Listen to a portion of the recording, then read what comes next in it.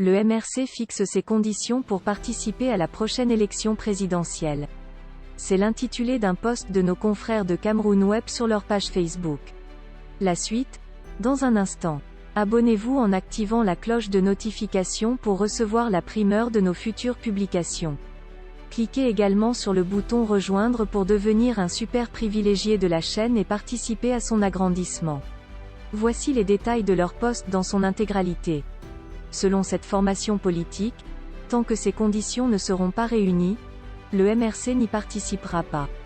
Mais continuera à se battre pour la modification du code électoral.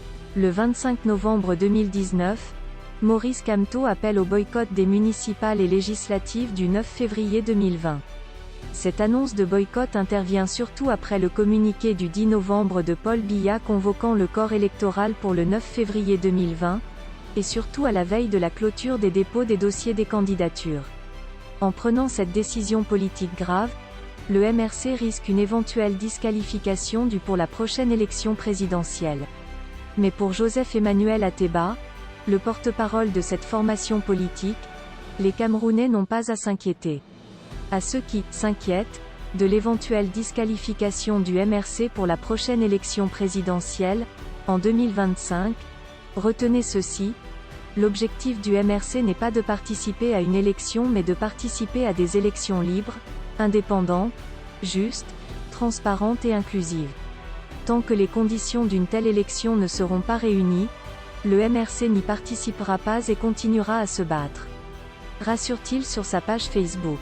Selon le cadre du MRC, la vraie légitimité populaire est instantanée, elle est naturelle, elle est sincère, elle n'est pas achetée.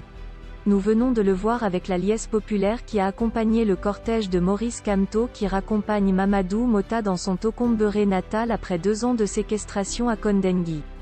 Renchérit le militant. Pour mémoire, Mamadou Mota, premier vice-président du MRC est retourné à Tokombéré, région de l'extrême nord, ce week-end.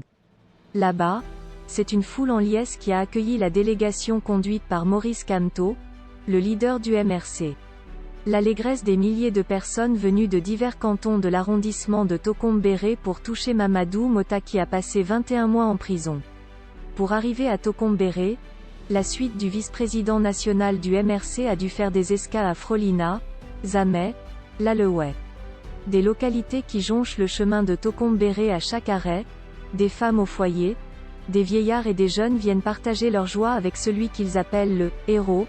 Veuillez prendre 3 secondes pour liker la vidéo et la partager. N'oubliez pas de vous abonner à la chaîne YouTube Camer TV Info et Cameroun Actu. À bientôt pour de nouvelles publications.